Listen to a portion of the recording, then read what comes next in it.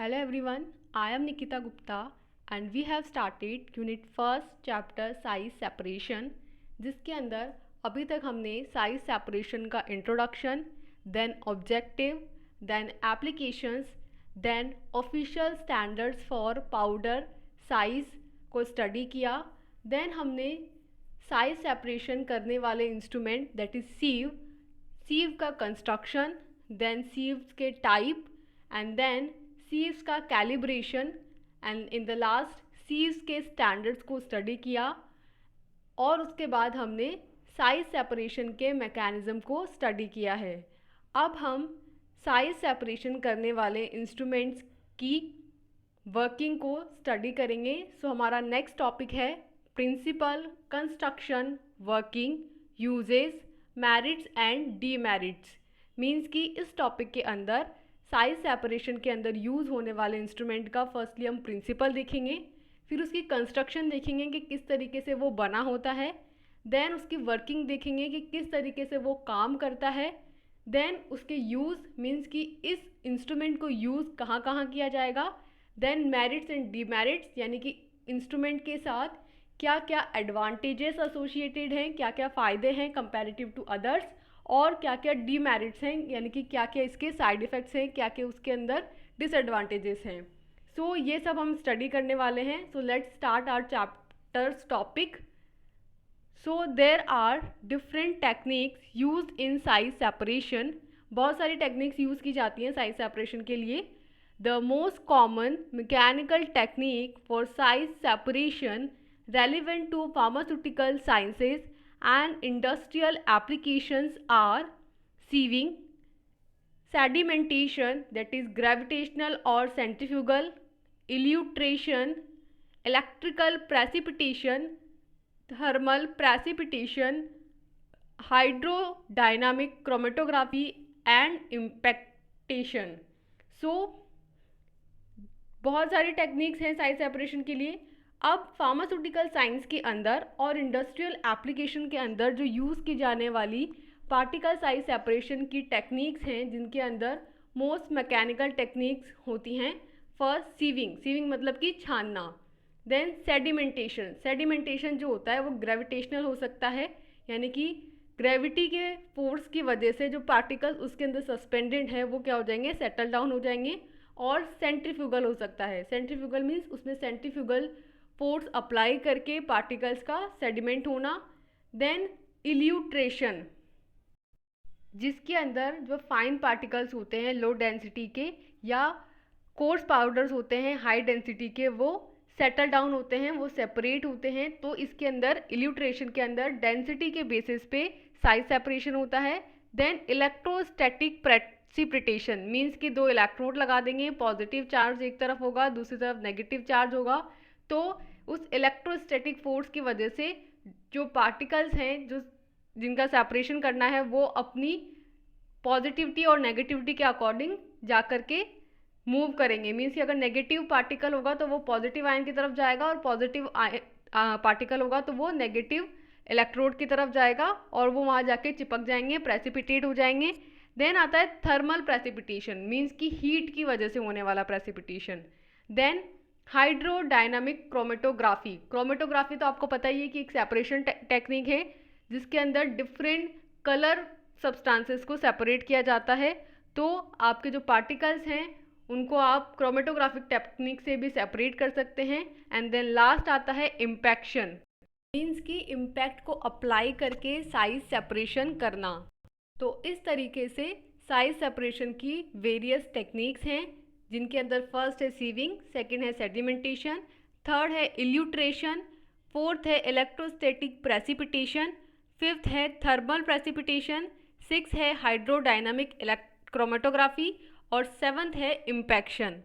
अब हम हमारी फर्स्ट इसके अंदर देखेंगे सीव शेकर को। फर्स्ट इंस्ट्रूमेंट है हमारा सीव शेकर। नाम से पता चल रहा है कि इसके अंदर फर्स्टली तो सीव्स लगी होंगी, और शेकर मीन्स कि सीव्स को शेक किया जाएगा, यानी कि उन्हें या तो वाइब्रेट किया जाएगा या उन्हें एजिटेट किया जाएगा, जिससे कि क्या होगा, साइज सेपरेट होगा पार्टिकल्स का। सो क्या है sieve shaker? Sieving is the most widely used technique in the pharmaceutical industry for particle size analysis. Particles are classified based on their size, independent of any other particle characteristics such as density and surface properties. Means कि जो size shaker है इसमें क्या होती है, sieving होती है। तो सीविंग जो है वो एक most commonly most widely use की जाने वाली टेक्निक है जो कि फार्मास्यूटिकल इंडस्ट्रीज़ के अंदर यूज़ की जाती है और इसका यूज़ किया जाता है पार्टिकल साइज़ के एनालिसिस के लिए। मीन्स कि इसके थ्रू डिफरेंट साइज़ के पार्टिकल्स को सेपरेट किया जाता है और इससे हम पार्टिकल साइज़ को एनालाइज कर सकते हैं। मीन्स कि हम ये पता कर सकते हैं कि ये जो हमारा पर्टिकुलर पाउडर है या जो डोज फॉर्म है उसके अंदर जो पार्टिकल्स हैं उनकी पार्टिकल साइज़ कितनी है। तो पार्टिकल साइज़ के एनालिसिस के लिए सीविंग का यूज़ किया जाता है। इसमें जो पार्टिकल्स का क्लासिफिकेशन होता है वो सिर्फ उसकी साइज़ के बेसिस पे होता है, जो कि उसके अदर पार्टिकल कैरेक्टरिस्टिक जैसे कि डेंसिटी और सरफेस प्रॉपर्टीज़ से इंडिपेंडेंट होते हैं। माइक्रोमेश sieves are used to classify particles of range 5 to 20 micrometer, while particles of size range 20 to 125 μm are classified in a standard woven wire sieves. Means कि अब range के behalf पे हम sieves को यहाँ पे क्लासीफाई किया है कि जिन पार्टिकल्स का पार्टिकल साइज 5 to 20 μm तक होता है उनको क्लासीफाई करने के लिए माइक्रोमेश सीव का यूज़ किया जाता है, जबकि जिन पार्टिकल्स का पार्टिकल साइज 20 to 125 μm का होता है उनके लिए स्टैंडर्ड वूवन वायर की सीव्स का यूज़ किया जाता है। और कोर्स पार्टिकल्स मीन्स कि जिनका पार्टिकल साइज 125 μm से ज़्यादा होता है उनके लिए classified in a punch plate sieves, उनके लिए पंच प्लेट सीव्स का यूज़ किया जाता है। तो सीव शेकर के अंदर हमने कहा कि सीव शेकर जो है वो सीविंग के प्रिंसिपल पे बेस्ड है और सीविंग जो है वो पार्टिकल साइज एनालिसिस के लिए एक इम्पॉर्टेंट टूल है फार्मास्यूटिकल इंडस्ट्रीज़ के अंदर। इसके अंदर जो पार्टिकल साइज सेपरेशन होगा वो सिर्फ साइज़ के बेसिस पे होगा और अदर पार्टिकल कैरेक्टरिस्टिक से ये इंडिपेंडेंट होगा। इसके अंदर 3 रेंज बताई गई है।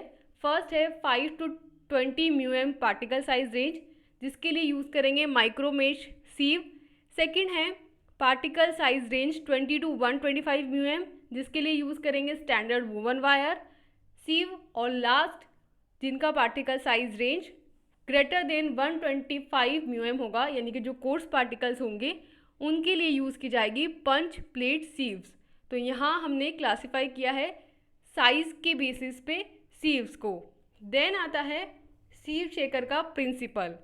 सो the principle of sieve shaker is based on the vibration, agitation और गायरेशन, जो कि हमने साइज सेपरेशन की मैकेनिज्म के अंदर पढ़े हैं। Efficiency of sieving by sieve shaker depends on the particle size, distribution, sieve load, the method of sieve shaking, the dimension and shape of the particle and ratio of open area to sieve to total area. Means कि जो sieve shaker का principle है वो vibration, agitation और gyration पे based है। Means कि sieve shaker में जो सीविंग प्रोसेस होती है वो या तो वाइब्रेशन प्रोसेस के थ्रू होगी यानी कि सीव्स को वाइब्रेट किया जाएगा जिससे कि साइज सेपरेशन होगा, या फिर एजिटेट किया जाएगा उन्हें आगे पीछे, या फिर गायरेशन किया जाएगा। दैट मीन्स कि एक सेंटर होगा और उसके थ्रू उसे रोटेट किया जाएगा। तो इस 3 प्रिंसिपल्स पे सीव शेकर का प्रिंसिपल बेस्ड होता है। अब जो सीविंग होगी सीव शेकर से उसकी एफिशिएंसी कितनी है ये इस बात पे डिपेंड करता है कि पार्टिकल साइज डिस्ट्रीब्यूशन कैसा है। सेकंड, सीव पे लोड कितना है, कितने वेट को, कितने फीट को आप सीव्स के ऊपर लोड कर रहे हैं, इस पे डिपेंड करता है। देन किस मेथड के थ्रू सीविंग की जा रही है, वाइब्रेशन के थ्रू कर रहे हैं, एजिटेशन के थ्रू कर रहे हैं या गायरेशन के थ्रू कर रहे हैं। देन जो पार्टिकल्स हैं उनका डायमेंशन कैसा है, उनकी साइज़ और उनका शेप कैसा है, उनके साइज शेप पे भी डिपेंड करेगा। और लास्ट जो रेशियो है ओपन एरिया का विथ टोटल एरिया से उस पर डिपेंड करेगा। मीन्स कि जैसे आपकी सीव है उसका टोटल एरिया मान लीजिए 5 मीटर स्क्वायर है और उसके अंदर जो ओपन एरिया है मीन्स कि उसके अंदर जो मेशेज़ हैं उन मेशेज़ का टोटल एरिया अगर 2 मीटर स्क्वायर ही है तो जो ओपन एरिया है उसका टोटल एरिया से जो रेशियो है अगर वो कम है तो ऑब्वियस ही बात है कि सीविंग भी कम होगी, साइज सेपरेशन कम होगा, डिले होगा, टाइम कंज्यूमिंग प्रोसेस हो जाएगा। जबकि अगर इसका ओपन एरिया ज़्यादा है, 4 मीटर स्क्वायर तक है, तो फिर सीविंग जो है वो फास्ट होगी और ज़्यादा सीविंग होगी।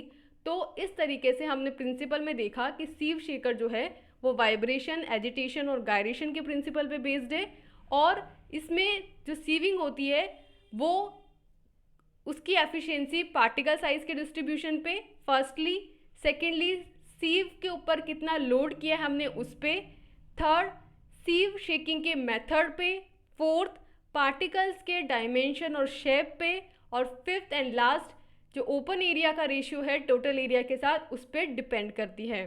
देन आती है सीव शेकर की कंस्ट्रक्शन।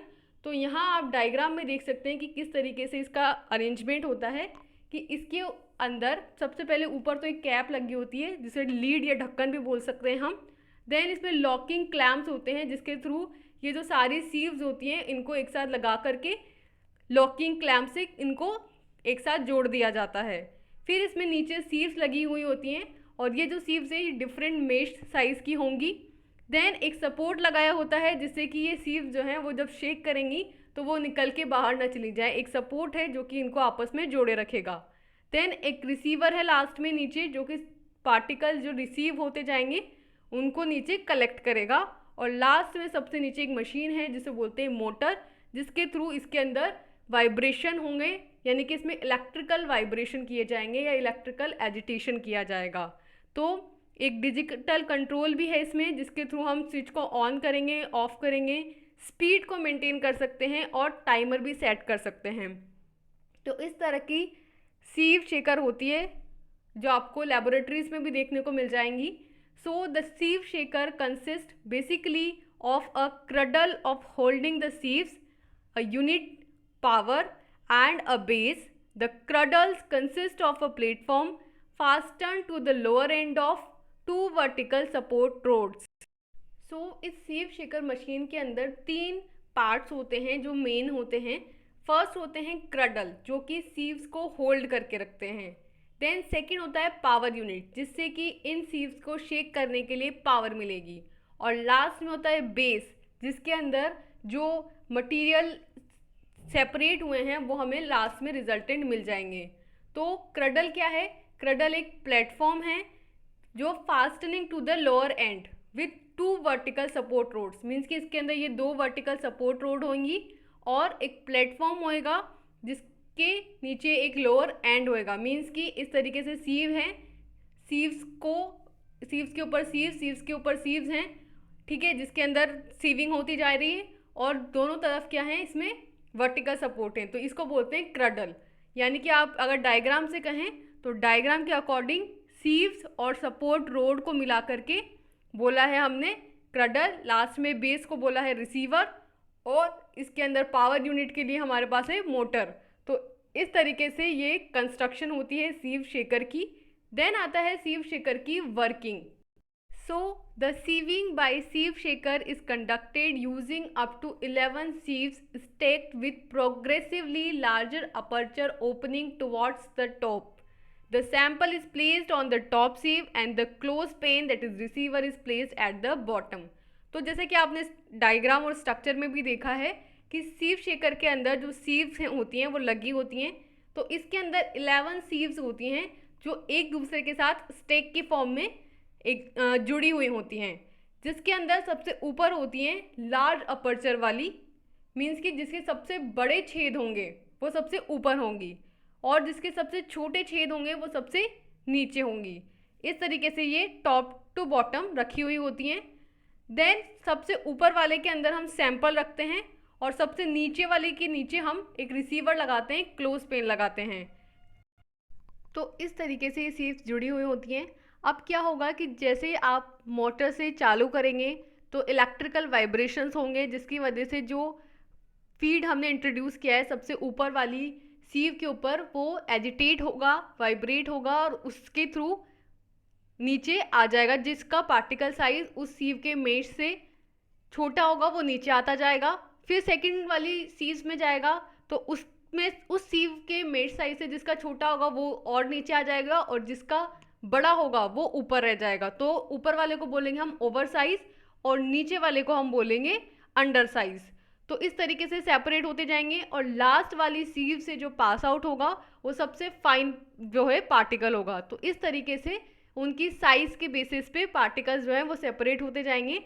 अल्टीमेटली आपको लास्ट में जब आप मशीन को एक सर्टेन टाइम के बाद बंद करोगे तो फिर आपको हर सीव के अंदर कुछ पार्टिकल्स मिलेंगे, कुछ मटेरियल मिलेगा और वो उसकी पार्टिकल साइज के अकॉर्डिंग इसका सेपरेशन हो चुका होगा। तो इस तरीके से इसकी वर्किंग होती है। इसके वर्किंग के बिहाफ पे इसे डिवाइड किया गया है 5 सीव्स के अंदर। फर्स्ट होती है मैनुअल और मैकेनिकल सीविंग। मीन्स कि नाम से पता चल रहा है कि ऐसी सीविंग जिसमें हम मैन्युअली उसकी सीविंग करेंगे या हम उसमें फिजिकली या मैकेनिकली फोर्स लगाएंगे जिससे कि सीविंग होगी। देन सेकंड है थ्रो एक्शन सीविंग। मीन्स कि जिसके अंदर थ्रो एक्शन होगा और उससे सीविंग होगी। और ये वाइब्रेशन सीविंग भी इसको बोलते हैं क्योंकि आपने देखा होगा वाइब्रेशन के अंदर इस तरीके से वाइब्रेशन होते रहेंगे और उसकी वजह से सीविंग होगी। देन थर्ड होता है हॉरिजॉन्टल सीविंग, जिसके अंदर जो सीविंग होती है उसमें जो पार्टिकल्स होते हैं वो हॉरिजॉन्टल सर्कल्स के अंदर मूव करते हैं एक ही प्लेन के अंदर। देन आती है सीव सेट सीविंग, जिसके अंदर क्या होता है कि जो पार्टिकल्स होते हैं, जो सीव्स होती हैं, वो साथ में ही सबकी एक साथ पूरा सेट होता है और पूरे सेट की एक साथ सीविंग हो रही होती है। देन लास्ट में आता है ड्राई एंड वेट सीविंग, जिसके थ्रू आप वेट मटेरियल्स की और ड्राई मटेरियल्स की दोनों की ही सीविंग कर सकते हो। तो वर्किंग के बेसिस पे हमने 5 तरह की सीविंग यहाँ देखी है। तो फर्स्ट है हमारी मैनुअल एंड मैकेनिकल सीविंग। इसमें क्या होता है, today manual sieving is only use where no electricity supply is available. For an example, for rapid on site random checking of over size and under size. Means कि जब आपके पास कोई electrical supply available नहीं है तब हम manual sieving का use करते हैं। इसके लिए जो सीविंग होती है तो rapid on site random checking होती है। जैसे कि आपने मैन्युअली करा और ओवर साइज और अंडर साइज को निकाल लिया, तो इसमें क्या होता है, रैपिड हो जाता है, फटाफट से आपको रिजल्ट मिल जाता है, एक टाइम कंज्यूमिंग प्रोसेस नहीं होता ये। देन सेकंड होता है हमारा throw action sieving. So throw action sieve shaker is also known as vibrating sieve shakers. An electromagnetic drive sets a spring mass system in motion and transfers the oscillations to the sieve stack. Means कि throw action sieving के अंदर क्या होता है, एक electromagnetic drive होता है जो कि स्पाइन मास सिस्टम को सेट करता है और इसमें क्या होता है, जो मटेरियल होता है वो मोशन करता है और ऑसिलेशन करता है और उसके थ्रू सीव स्टेक्स के थ्रू जो बहुत सारी हमने सीव्स लगाई है उसके थ्रू पाउडर का ट्रांसफ़र होता रहता है। तो इससे वाइब्रेटिंग सीव शेकर भी बोला जाता है। The sample is subjected to 3 dimensional movement and distributed uniformly across the whole area of the sieve। Means कि इसमें जो सब्जेक्ट है या हम बोल सकते हैं कि जो हमारा सैंपल है उसको एक 3 डायमेंशनल मूवमेंट के अंदर सब्जेक्ट किया जाता है, उसमें डाला जाता है और फिर उसके अंदर उसका यूनिफॉर्मली डिस्ट्रीब्यूशन कराया जाता है पूरे सीव के एरिया के अंदर। तो थ्रो एक्शन सीविंग में क्या होता है कि इसे फर्स्टली तो वाइब्रेटिंग सीव शेकर भी बोला जाता है क्योंकि इसके अंदर वाइब्रेशंस को यूज़ किया जाता है। सेकंड, इसके अंदर एक इलेक्ट्रोमैग्नेटिक ड्राइव सेट किया जाता है जिसके थ्रू जो स्प्रिंग मास सिस्टम है वो मोशन में रहता है और ऑसिलेट करता रहता है और उस ऑसिलेशन के थ्रू जो मटेरियल है वो ट्रांसफ़र होता है सीव स्टेक्स के अंदर। क्योंकि बहुत सारी सीव्स लगाई होती हैं तो सारी सीव्स को मिला के बोलते हैं सीव स्टेक और इन सीव स्टेक के अंदर मटेरियल जो है वो ट्रांसफ़र होता रहता है और मोशन में रहता है। फिर जो हमारा सैंपल है उसे वहाँ पे प्लेस किया, उसके अंदर क्या हुआ, 3 डायमेंशनल मूवमेंट हुआ, 3D मूवमेंट हुआ और इसकी वजह से जो मटेरियल है वो पूरी तरीके से डिस्ट्रीब्यूट हो जाता है होल एरिया के अंदर सीव के। मीन्स कि आपने छलनी लिया, ठीक है, उनको बहुत सारी को एक साथ लगा दिया, ठीक है, उनको ऐसे ही होल्डर के थ्रू वहाँ पे जोड़ दिया, फिर इसके अंदर आपने वाइब्रेशंस किए तो ये वाइब्रेट हुआ, मटेरियल वाइब्रेट होता जा रहा है, जो उसके पार्टिकल साइज छोटे हैं वो वाइब्रेट छन के नीचे वाली में आ रहे हैं, फिर ये भी वाइब्रेट हो रही है, इसके अंदर ऑसिलेशंस हो रहे हैं, 3D मूवमेंट हो रहा है और इसके थ्रू ये नीचे आते जा रहे हैं। तो इस तरीके से होता है थ्रो एक्शन सीविंग। देन होता है हमारा horizontal sieving. So in horizontal sieve shaker the sieves move in horizontal circles one plane. Means कि इसके अंदर जो पार्टिकल्स होते हैं वो हॉरिजॉन्टल सर्कल्स में मूव करते हैं। मीन्स कि जो सीव है आपकी, इसके अंदर आपने अपना पाउडर जो सैंपल है वो प्लेस किया और फिर ये हॉरिजॉन्टल डायरेक्शन के अंदर मूव करेगी। मीन्स कि इसके अंदर ऐसे ऐसे मूवमेंट होगा। मीन्स कि एक फिक्स हॉरिजॉन्टल सेक्शन में इसका मूवमेंट होगा जैसे पेंडुलम का होता है, और इसकी वजह से हॉरिजॉन्टल सर्कल्स में पार्टिकल्स की सीविंग होगी एक ही प्लेन के अंदर। So the horizontal sieve shakers are preferably use for the needle shaped flat long or fibrous samples, as their horizontal orientation means that only a few disoriented particles enter the mesh and sieve is not blocked so quickly। Means कि इस sieving को तब use किया जाता है जब जो आपका मटेरियल है, जो आपका सैंपल है, उसके अंदर जो पार्टिकल्स हैं वो या तो नीडल शेप के हैं, या वो फ्लैट हैं, या फिर वो लॉन्ग लंबे हैं, या फिर फाइब्रस मटेरियल है। क्योंकि इसके अंदर हॉरिजॉन्टल ओरिएंटेशन मेंटेन किया जाता है, तो इसकी वजह से जो कुछ ही डिसओरिएंटेड पार्टिकल्स होंगे वो मेश में जा पाएंगे, अदरवाइज बहुत सारे चले जाएंगे और फिर सीव्स ब्लॉक हो जाएगी। तो हमें सीव्स को ब्लॉक नहीं होने देना है, इसलिए वहाँ पे हम हॉरिजॉन्टल सीविंग करते हैं ताकि most of the disoriented particles उससे पास आउट ना हो और जो सीव है वो जल्दी से ब्लॉक ना हो, वो लॉन्ग टर्म पे हम उसका यूज़ कर सकें। तो this is about third horizontal sieving. Then हमारी आती है fourth set sieve set sieving, जिसमें क्या होता है कि sieve set sieving is the process in which a set of several sieves is used together with a collector pan. The test sieves are arranged in a stack with a largest mesh opening at the top of the sac. The sample is placed on the top sieve and allowed to pass through a lower sieve. Means कि sieve set के अंदर क्या होता है, एक process होती है ये जिसके अंदर बहुत सारी सीव्स जो होती हैं उनको सेट में एक साथ लगाया जाता है और लास्ट में एक कलेक्टर पेन होता है जिसके अंदर हम जो प्रोडक्ट हैं सबसे लास्ट सीव से जो हमें मिलेगा उसे ऑब्टेन करेंगे। तो टेस्ट सीव्स होती हैं वो स्टेक में लगी होती है। मीन्स कि एक के ऊपर एक जैसे सिक्के रखे होते हैं उस तरीके से ये लगी हुई होती है, जिसके अंदर जिसका सबसे ज़्यादा लार्जेस्ट मेश ओपनिंग होता है उसे सबसे ऊपर लगाया जाता है और सबसे नीचे लगाया जाता है जिसका मेश साइज़ जो है वो सबसे कम होगा। फिर सैंपल को सबसे टॉप वाले सीव पे डाला जाएगा और उसको शेक किया जाएगा, जिसके थ्रू क्या होगा, उसके पार्टिकल साइज़ के अकॉर्डिंग वो सीविंग होती जाएगी और वो सबसे लास्ट वाली सीव के अंदर आएगा। फिर जो सबसे लास्ट वाली सीव है उससे एकदम फाइन हमें पार्टिकल साइज़ ऑब्टेन होगा। तो इसमें क्या होता है, डिफरेंट मेश साइज़ के अकॉर्डिंग डिफरेंट साइज़ के जो पार्टिकल्स हैं वो सेपरेट होते जाते हैं। देन हमारा लास्ट आता है wet and dry sieving. So इसमें क्या होता है, most of the sieving process are carry out on dry materials. However, there are many applications in which wet sieving cannot be avoided. For an example, suspension, or when a very fine sample that tends to agglomerate has to be sieved. Means कि आपने अभी तक बहुत सारे देखा होगा कि sieving के अंदर ड्राई पाउडर को इंट्रोड्यूस करो देन सीविंग करो तो पार्टिकल्स जो हैं वो पाउडर की फॉर्म में सेपरेट होते जाएंगे। लेकिन बहुत सारे सीविंग के लिए हमें लिक्विड या वेट सीविंग की भी नीडेड होती है।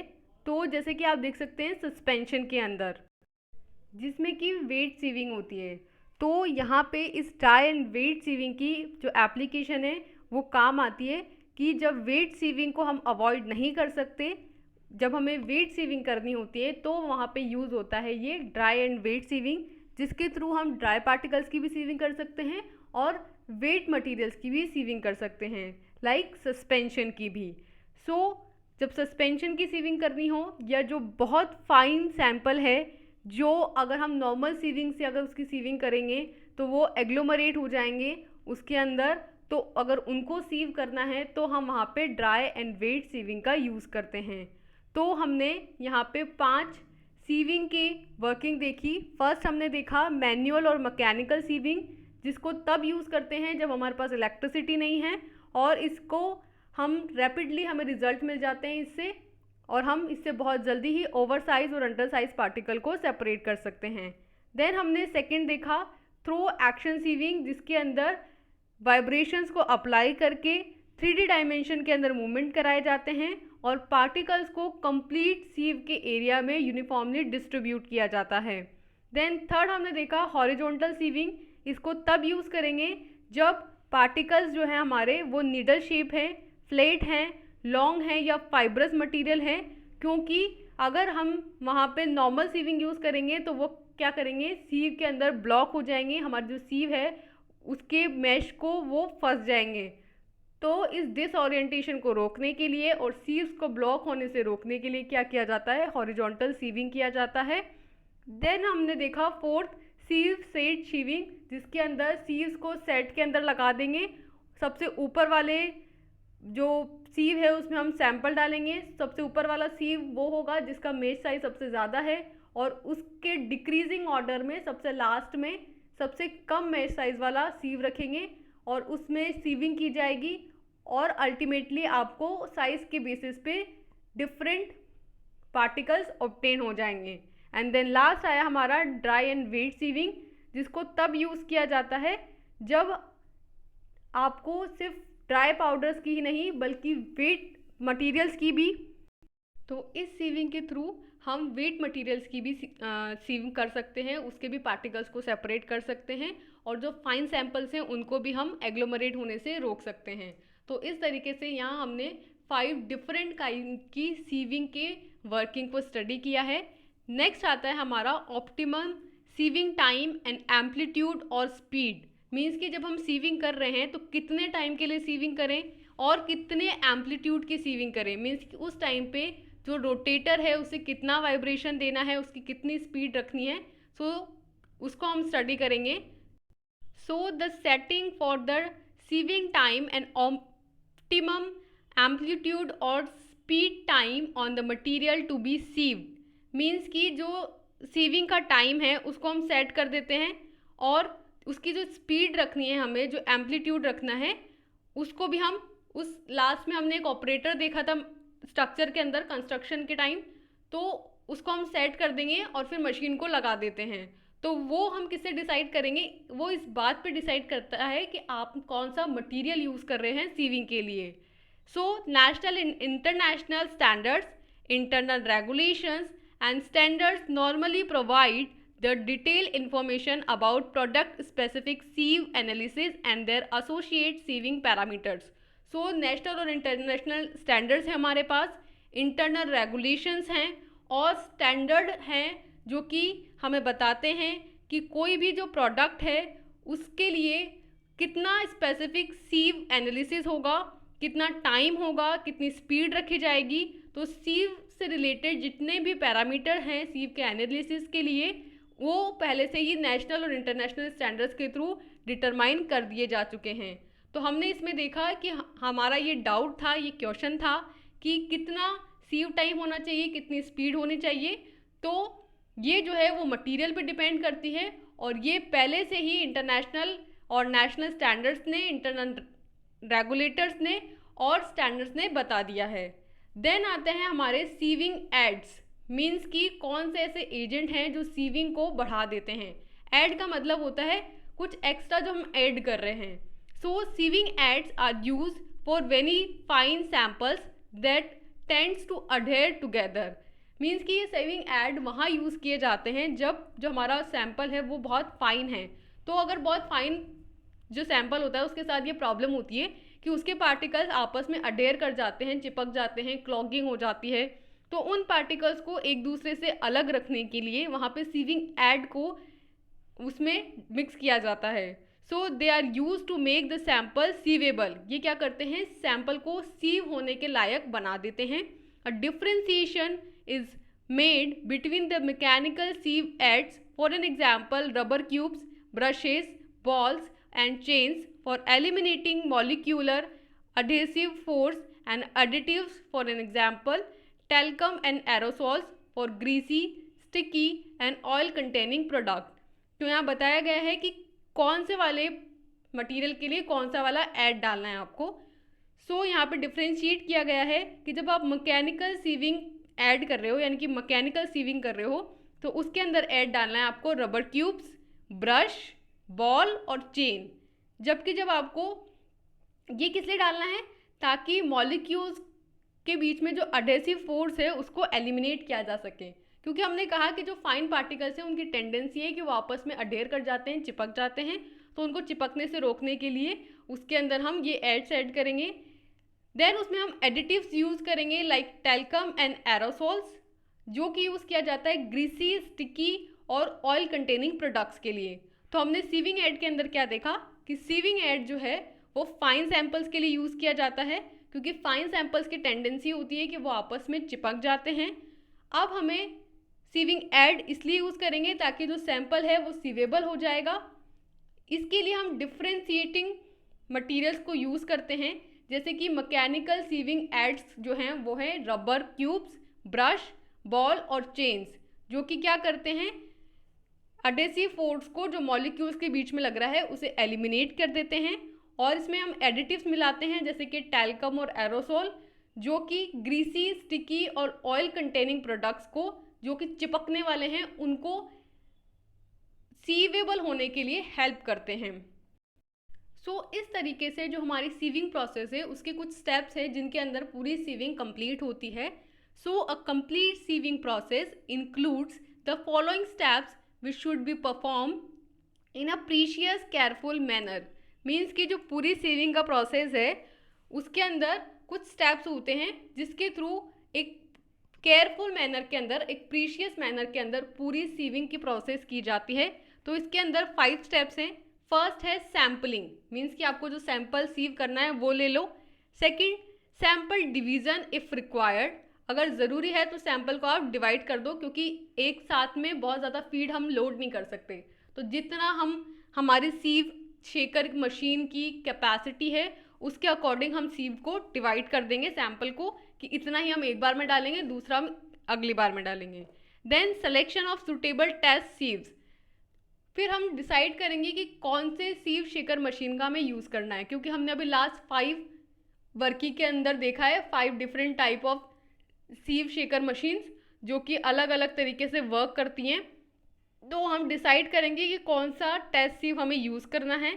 Then selection of sieving parameters, कि हम डिसाइड करेंगे कि किस बिहाफ पे सीविंग की जाएगी, मीन्स कि उसका टाइम डिसाइड करेंगे, उसकी स्पीड डिसाइड करेंगे और उसके पार्टिकल साइज़ के लिए सीव्स को डिसाइड करेंगे।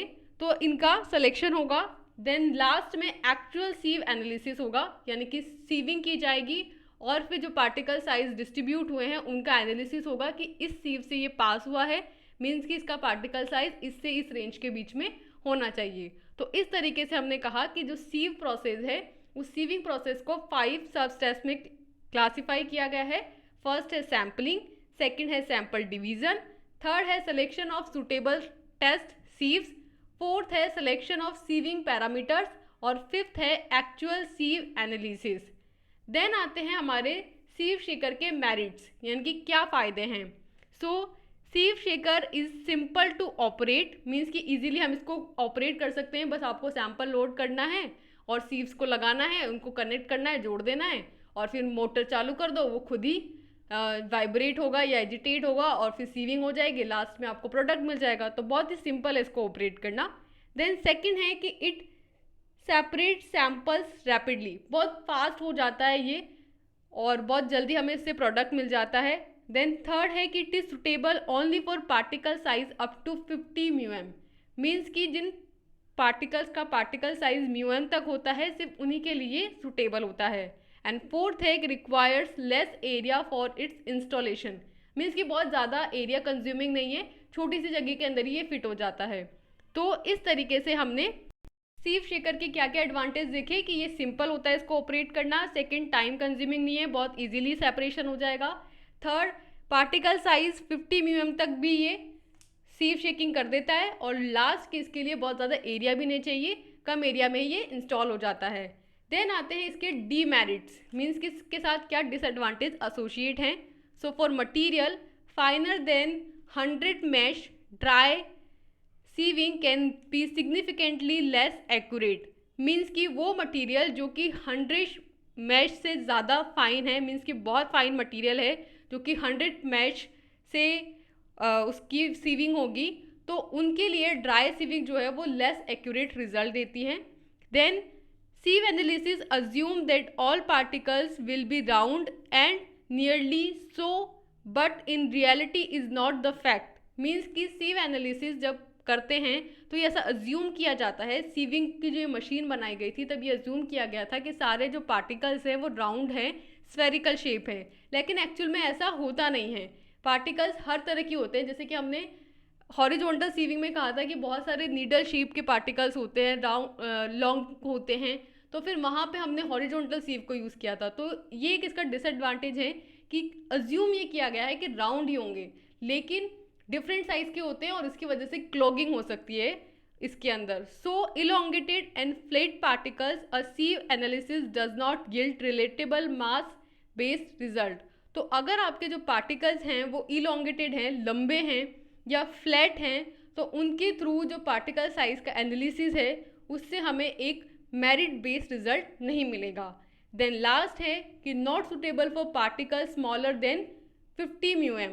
तो हमने एडवांटेज के अंदर कहा था कि 50 म्यूएम तक ये कर लेता है, लेकिन ये इसका डिसएडवांटेज भी है कि अगर 50 म्यूएम से छोटे पार्टिकल्स हुए तो फिर ये वहाँ पे सुटेबल नहीं हो पाएगा। तो हमने क्या क्या डिसएडवांटेज देखे। पहला कि 100 मैश से पास होने वाले जो फाइनर मटीरियल्स हैं उनकी सीविंग ये एक्यूरेटली नहीं कर सकता। सेकंड, इसके थ्रू जो हम राउंड के अलावा अदर शेप्स के पार्टिकल हैं जो फ्लैट हैं, लॉन्गिट्यूडनल है, नीडल शेप हैं, उनकी सीविंग एनालिसिस जो साइज एनालिसिस है वो प्रॉपरली नहीं कर पाएगा। देन जो इलोंगेटेड और फ्लैट पार्टिकल्स है उनका सीव एनालिसिस सही से नहीं कर पाएगा। और लास्ट कि जो 50 म्यूएम से स्मॉलर पार्टिकल्स हैं उनके लिए ये सुटेबल नहीं है। देन आते हैं सीव शेकर के applications. So sieve shaker is used for particle size analysis for a variety of materials. Means कि sieve shaker किसके लिए यूजफुल है, डिफरेंट काइंड ऑफ मटीरियल्स के पार्टिकल साइज एनालिसिस के लिए। Second, it is suitable for coarse material down to 150 mu m. Means कि coarse materials के अंदर ये 150 म्यूएम तक भी सुटेबल हो जाता है। एंड थर्ड एंड लास्ट है कि it can be use for wet sieve analysis where the material analysed is not affected by liquid except to disperse it. Means कि हमने जैसे कि वेट और ड्राई सीव की बात करी थी, तो उससे हमें ये पता चलता है कि ये जो सीव शेकर है ये वेट सीव एनालिसिस के लिए भी यूज़ किया जा सकता है, जहाँ पे जो मटीरियल है वो लिक्विड है, लेकिन उस लिक्विडिटी से ये अफेक्ट नहीं हो रहा है, लेकिन इसकी डिस्पर्जन से ये होता है। तो कहाँ कहाँ यूज़ होगा हमारा sieve shaker? Firstly different materials, different variety of materials के पार्टिकल साइज एनालिसिस के लिए। दूसरा, कोर्स मटेरियल्स में 150 म्यूएम तक। और थर्ड, जो लिक्विड है, जो वेट सीविंग है, उसके अंदर भी इसका यूज़ हो जाता है। सो अगर हम समअप करें इस वीडियो लेक्चर को, तो हमने स्टार्ट किया था इंस्ट्रूमेंटेशन को समझना साइज सेपरेशन के अंदर यूज़ होने वाले, जिसके अंदर हमने फर्स्ट स्टार्ट किया सीव शेकर, जिसमें हमने सीव शेकर का सबसे पहले इंट्रोडक्शन लिया। देन हमने सीव शेकर का प्रिंसिपल समझा कि किस प्रिंसिपल पे ये बेस्ड है। तो हमने कहा कि एजिटेशन, गायरेशन और वाइब्रेशन के प्रिंसिपल पे ये बेस्ड होता है। देन हमने सीव शेकर की कंस्ट्रक्शन देखी, उसकी स्ट्रक्चर को देखा। देन हमने सीव शेकर की वर्किंग देखी, जिसमें हमने 5 डिफरेंट काइंड्स ऑफ सीव्स और सीव्स की मैकेनिज्म देखी। फिर हमने ऑप्टिमम टाइम और एम्पलीट्यूड की बात करी कि कितना टाइम और स्पीड हमें रखनी है जब हम सीव शेकर मशीन को यूज़ करेंगे, जिसके लिए हमने नेशनल और इंटरनेशनल स्टैंडर्ड्स की बात करी। फिर हमने सीव एड्स को डिस्कस किया कि वो एजेंट्स जो कि सीविंग प्रोसेस को इन्हांस करते हैं, उन डिफरेंट सब्सटेंस को स्टडी किया। और इन द लास्ट हमने सीव शेकर मशीन्स के एडवांटेजेस, डिसएडवांटेजेस या बोल सकते हैं कि मेरिट्स और डीमेरिट्स को स्टडी किया और सीव शेकर का कहाँ कहाँ यूज़ होता है फार्मास्यूटिकल इंडस्ट्रीज़ के अंदर, या हम कहें सीव शेकर के एप्लीकेशंस को स्टडी किया। तो यहाँ हमने फर्स्ट इंस्ट्रूमेंट सीव शेकर को कंप्लीट किया है। नेक्स्ट वीडियो लेक्चर में हम सेकंड साइज सेपरेटिंग इंस्ट्रूमेंट को स्टडी करेंगे। So for now, thank you and all the best.